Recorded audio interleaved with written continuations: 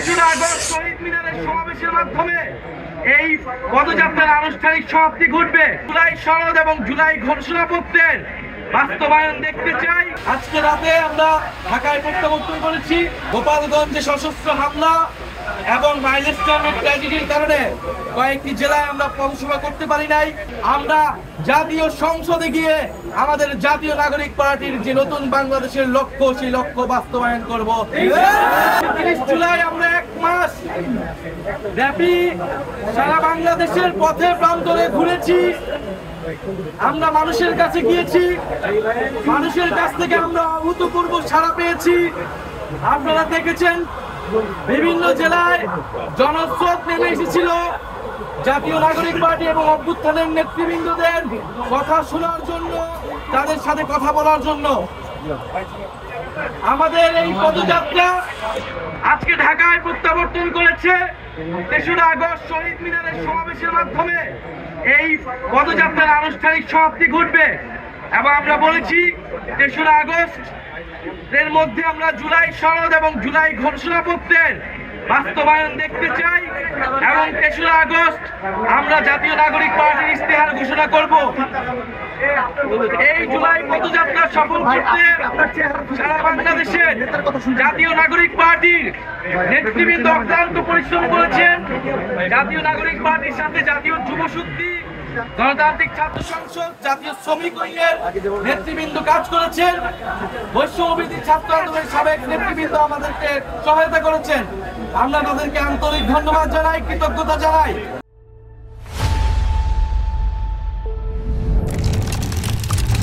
এবং বাংলাদেশের সকল কমিটি জাতীয় নাগরিক পার্টির দ্বারা ক্লান্ত পরিশ্রম করেছে, তাদেরকে ধন্যবাদ জানাই।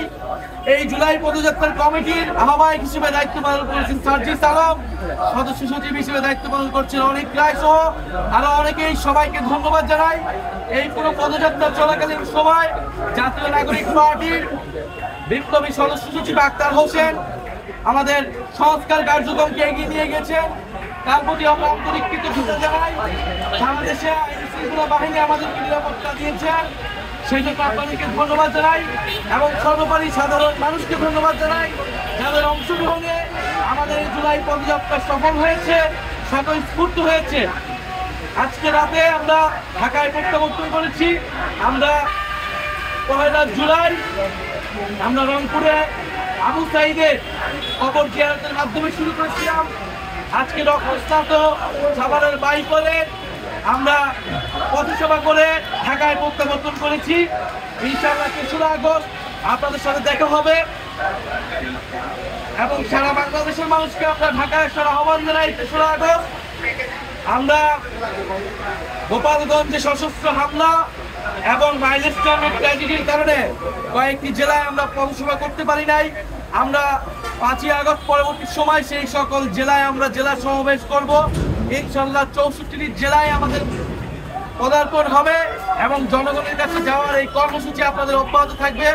আপনারা মিডিয়া ভাইরা, বোনেরা যারা আমাদেরকে সহযোগিতা করেছেন, আমাদের সাথে ছিলেন বা ঢাকায় থেকেও যারা কাভারেজ দিয়েছেন, তাদেরকে আন্তরিকভাবে ধন্যবাদ জানাই এবং ইনশাআল্লাহ আমাদের এই পদযাত্রা থেকে আমরা জাতীয় সংসদে গিয়ে আমাদের জাতীয় নাগরিক পার্টির যে নতুন বাংলাদেশের লক্ষ্য, সেই লক্ষ্য বাস্তবায়ন করব।